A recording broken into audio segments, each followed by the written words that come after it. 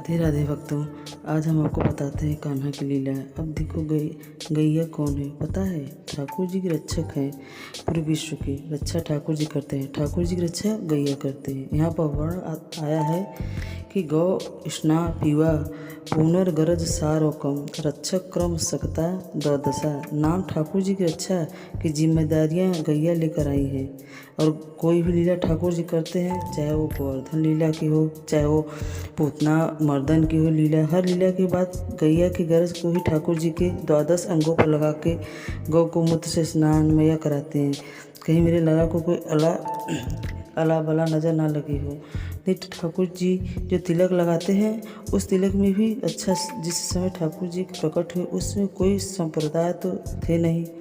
कौन सा तिलक ठाकुर जी लगाते हैं होंगे? एक बार मैंने प्रश्न किया कि एक संत जी से ठाकुर जी से कौन सा तिलक लगाते, तो कि ठाकुर जी कौन सा तिलक लगाते हैं, तो हम लोग रामानुज जी श्री लगाते हैं, वल्लभ कुली गोल श्री लगाते हैं, ऊर्ध्वपुंड लगाते हैं। सब लोगों ने अपने अपने तिलक अपनी संप्रदाय अनुसार ठाकुर जी जब पृथ्वी पर आए तो वो तिलक क्या लगाते। तब वर्ण सूरदास जी आदि के पदों में आता है केसर तिलक कस्तूरी तिलक कम ललाट बटले।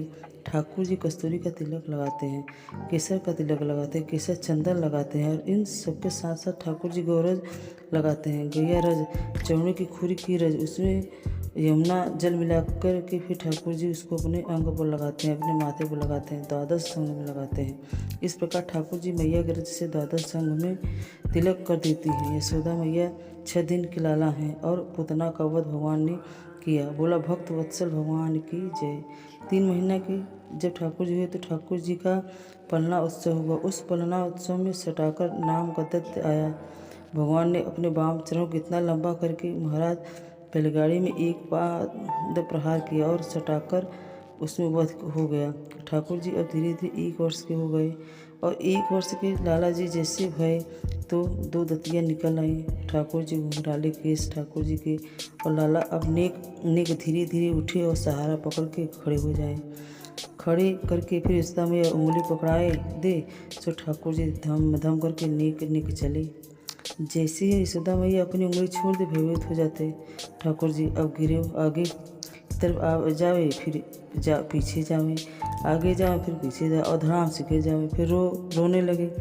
रो कर बुलाया, जमीन को देख के रो रहे हैं। मैया जाने मारो बोल तो सके ना, नेक कभी बस जाए करे। ठाकुर जी की ऐसी लीला। लाला 1 वर्ष के हो गए। श्री गंगाचार्य जी महाराज गोकुल में नामकरण संस्कार के लिए पधारे। गंगाचार्य जी महाराज ने आकर कही, बोले मैया कल को मुहूर्त बहुत बढ़िया है, कल तुम्हारे लाला को नामकरण संस्कार करूँगा मैं, लेकिन मैया मेरी एक बात सुन ले। यशोदा मैया बोली आज्ञा करो। बाबा बोले मैया तुम जितने उत्सव करो इतनों ढंढोरों पीट दो, कोई न कोई राक्षस आवे और लाला को परेशान करके चला जावे। मेरी बात मानो, लाला को नामकरण संस्कार तो गोपनीय भाव से करियो, कोई को मत बताए। मैया बोली हम तो पड़ोसियों को ना बताएंगे, और रही बात भंडारे करने को तो बाद में गैयन करेंगे, और 1 लाख गैयन के बीच बैठकर ठाकुर जी को नामकरण संस्कार करेंगे।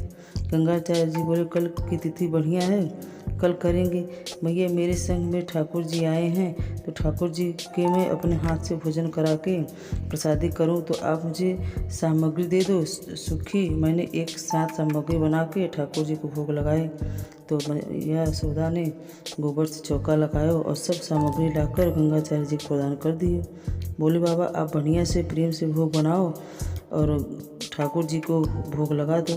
गंगाचार्य ने बढ़िया सुंदर सामग्री बनाई, खीर बनाई, सब्जी बनाई, रोटी बनाई, जो सामग्री बनाई, खीर बड़ी रजरस बनाई, केसर युक्त, इलायची युक्त, मिश्री खांड की, मिश्री की खीर की। ऐसी सुंदर खीर बनाई कि महाराज भीतर नंद भवन में क्रीड़ा कर रहे ठाकुर जी की सुगंध आई। और जैसे लाल जी को सुगंध आई, खेलते खेलते ठाकुर जी तो रुक गए। नेक्स्ट से लाला और नेक्स्ट से बलराम जी के लाला कहो तो रुक क्यों गयो, तो बाबा देख बाहर एक पंडित आयो है। गंगाचार्य ने ऐसी खीर बनाई थी कि मेरे तो मुंह में पानी आ रहा है। देखो उन लोगों के लिए सीख है जो केवल सामान्य रोटी बना के सब्जी बना के ठाकुर जी को आगे धर आते हैं, भोग लगा लो ठाकुर जी। ऐसे भोग की कोई आवश्यकता नहीं है। ठाकुर जी के लिए प्रसादी ऐसी बनाओ कि महाराज कादना रसोई घर में बनाते बनाते पीछे देखो तो खिड़की में दिख जाए ठाकुर जी झाँकते हुए, कहाँ बना रहे हैं मैया, ऐसी चोर की सुगंध आ रही है। मुझ इस भोजन की सुगंध रस से मानव नहीं रिझे, उसमें ठाकुर जी कैसे रिझे। और एक और बात, ठाकुर जी की प्रसादी में आप मसाले कितने डालो, व्यंजन कितने बनाओ डालो, इसकी आवश्यकता नहीं। आप जो भी बनाओ उसमें केवल प्रेम मिश्रित होना चाहिए। जी खूब प्रेम से कोई भी वस्तु बनाया करो, जो उस समय विचार करें करके बनाया करो। इससे इसको ठाकुर जी कैसे पाएंगे, उनका रूप इनको पाते समय कैसा होगा। अपने आप वस्तु इतनी प्यारी बनेगी, इतनी आनंददायी बनेगी। खीर बनाओ तो खीर बनाते समय मन में भाव रखो कि लाला हाथ सन जाएंगे, खाएंगे तो नाक पर लग जाएगा, ओठ पर लग जाएगा, पूरे मुंह पर चिपका लगेगा, फिर जीभ निकाल निकाल के चाटे। ऐसी तो बनेगी, मुंह पर लगे तो लपटे मासिक खीर, लपटे मासिक खीर समझे महाराज। खीर कब रबड़ी ज़्यादा लगे। खीर कैसे बनाते हैं हम लोग, दूध ही दूध दिख रहे हैं और चावल अलग तैर रहे हैं, ऐसी नहीं खीर बनेगी महाराज। दूध गाढ़ा हो जाए और चम्मच से उठाओ तो ऐसी बिल्कुल लगे कि हाँ रबड़ी जैसी है। और वो रंग कैसा हो, केसरिया जैसा रंग हो, मुँह में पानी दिखे। समन के लाला को आगे ही बोले, जल्दी आ मुँह पवा भैया, आके खीर बने महाराज, ऐसी सामग्री बने ठाकुर जी आनंद में आ जाए।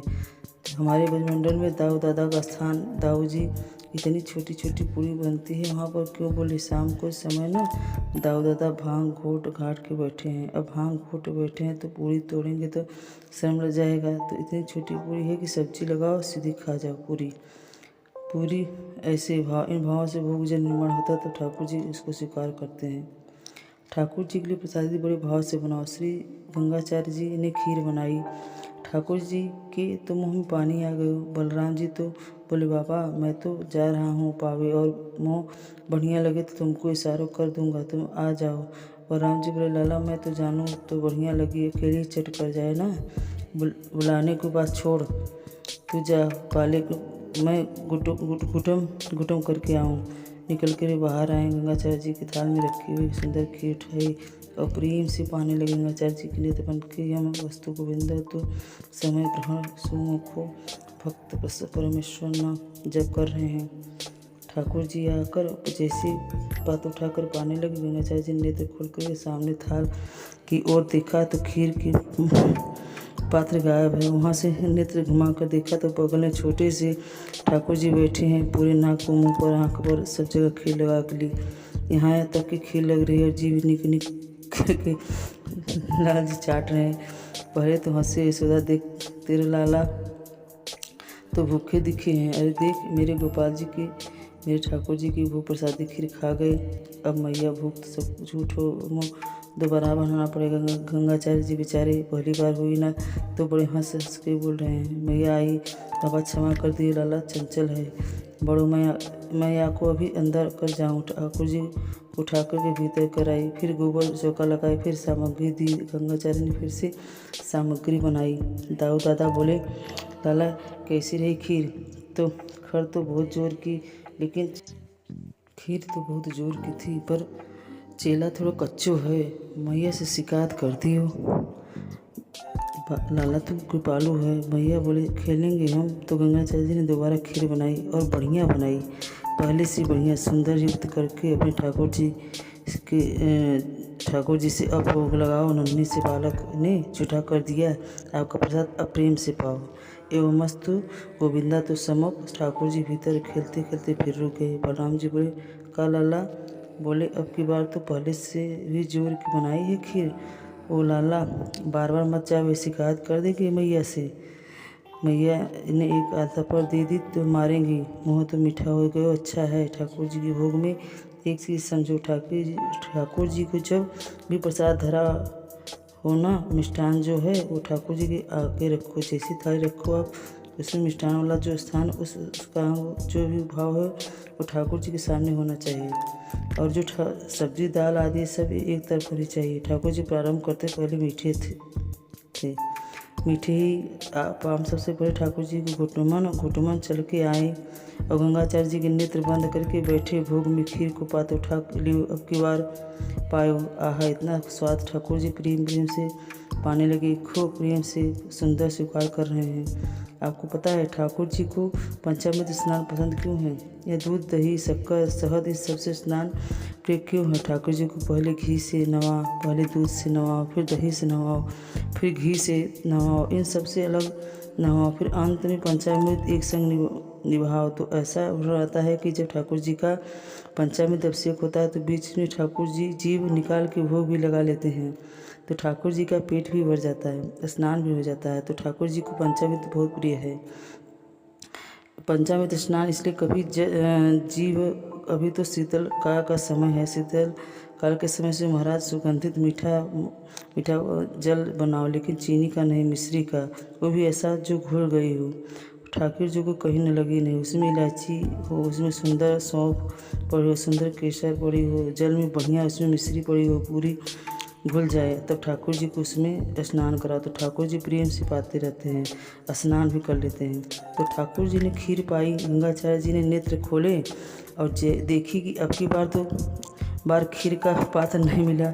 बगल में ठाकुर जी बैठ के पा रहे हैं। गंगाचार्य जी को अब तो क्रोध आ गया, बोले यशोदा, अरे मैया देख तेरे लाला ने किए क्या कियो, मेरे ठाकुर जी को पहले भोग जूठो कर दियो और फिर मेरे ठाकुर जी के पहले भोग जूठो कर दियो और फिर भोग जूठो कर दियो। भैया अगर तेरे मन में ना आए हो तो मुँह बता दे, मैं कहीं और जाके भोग लगा लूँ। ठाकुर जी इतना लंबा सफ़र करके आए हैं, भूखे प्यासे बैठे हैं बेचारे, ये तेरे लाला भोग ही ना लगाने दे।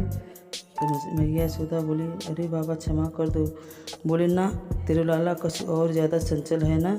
एक मैया यशोदा बोली, बाबा मैं तो ये बात भी बड़ी शांति की है, खीर ही खा रहे हैं, नहीं तो शालिक राम जी को गुलाब जामुन समझ के। हमारे नंद बाबा तो शालिक राम भगवान को पूजा करके ऊपर टाँट पे रख के जावे, नहीं तो लाला ना खा। एक दिन लाला ऐसे गाल फुला करके और नंद बाबा को पीछे घूम रहे हो नंद बाबा ठाकुर जी को ढूंढ रहे हो, पता नहीं लाल कहाँ चले गए क्यों। तो इधर देखिए कि ठाकुर जी शालिक राम जी को मुंह में रख के चूस रहे हैं। बाबा बड़ी कृपा है ठाकुर जी की कि बस ये खीर ही खा रहे हो, तो नहीं तो बाबा तुम्हारे ठाकुर जी को खा जाते। आप चिंता मत करो, मैं लाला को कमरों में बंद कर दूंगी, आप जब भोग लगाओगे तब तक कमरों में रहोगे, भोग को जूठो न करेंगे। मैया कच्छ में कान्हा जी को ले जाकर कच्छ में ठाकुर जी को बैठा दिए। 1 वर्ष के ठाकुर जी हैं, महाराज गुस्से में भर गए, ठाकुर जी लाल पड़ गए चेहरा, और 1 वर्ष के बालक को गुस्सा आता है तो वह दुनिया का सबसे प्यारा बालक लगता है। ठाकुर जी के गाल लाल पड़ गए और ठाकुर जी जंगला पर खड़े पकड़ करके और ऐसे देख रहे हैं गंगाचार्य जी को, गंगाचार्य जी देख रहे हैं शैतान बालक अब आपके दिखा। ठाकुर जी बोले, दारी की भोग लगा, मैं आकर बताऊं तो तेने अभी मेरा रूप ही तो नहीं देखो।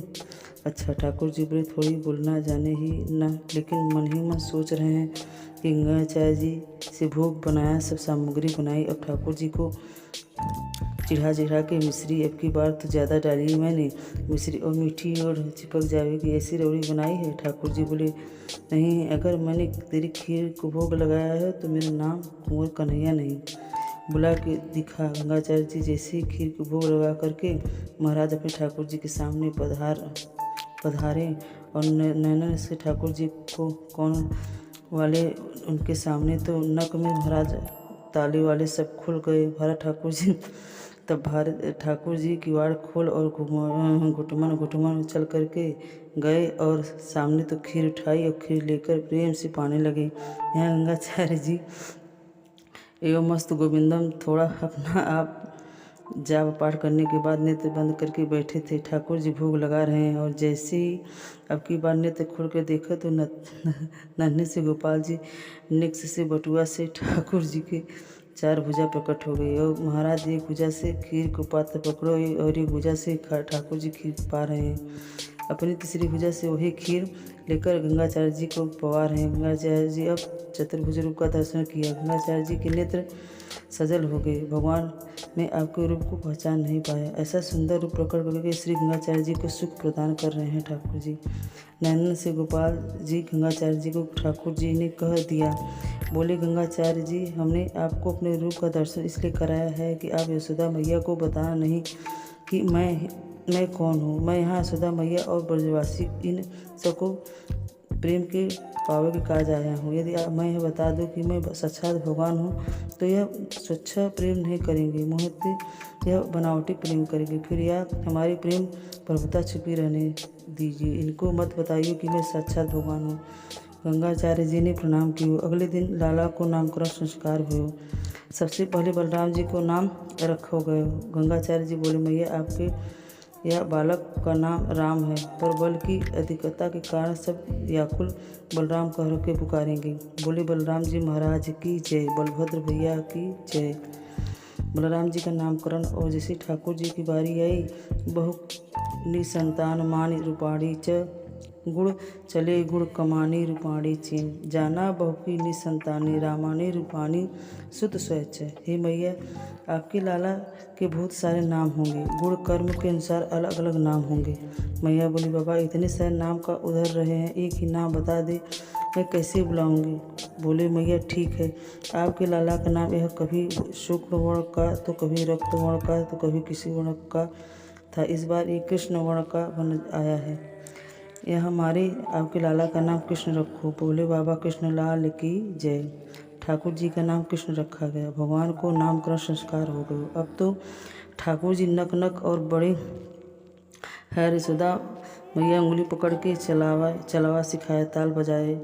वे तो ठाकुर जी नाच लग जावे और जैसे ठाकुर जी नृत्य करे, यशोदा मैया करताल बजा करके आनंदित हो जाए।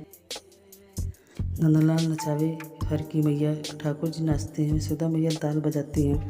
आकाश में इंद्र इंद्राणी प्रकट हो जाते हैं और मन में कहते हैं, यशोदा तेरे भाग्य की कहीं न जाए। उमा पार्वती प्रकट हो जाती हैं और महादेव प्रकट हो जाते हैं। वे भी वंदन करते हैं कि यशोदा मैया का कितना बड़ा सौभाग्य है। सब देख रहे हैं। देवता यशोदा मैया सराहना करते हैं, मैया तेरे जैसे भाग्य कोई का ना हो। या जन धन धर्म होते पाए निके राख यशोदा मैया। नारायण घर आयो बधियों ने, मैं भी यशोदा, आप भी यशोदा हो। हम सबके यहाँ ठाकुर जी पधारे हैं। हम सबके गोद में ठाकुर जी बैठते हैं। हम सबके हाथों से श्रृंगार स्वीकार करें, हम सबके हाथों की बनी सामग्री स्वीकार करें, पर यशोदा के दर हमारे भाव कहाँ। ठाकुर जी के प्रति नीक राख यशोदा मैया नारायण घर आए। हमारे अस्त सखा तो इतना सुंदर वर्णन करते हैं कि बंधु सचहर भाव गोपी प्रेम से अपनी जगह जगह है। पर श्री यशोदा जी का प्रेम या ठाकुर जी से उसकी पहुँच कोई नहीं कर सकता है। रात्रि में सुलाती है यशोदा मैया तो मैया के ऐसे भुजा पर ठाकुर जी सरक कर सो जाते हैं कि ऐसे सुंदर प्रसन्नता मैया सुला रहे हैं लाला को और लाला प्रेम से सुन रहे हैं। मैया कभी कोई बात जिद करे तो कभी कोई बात की जिद करे, मैया सब बातों को सुने।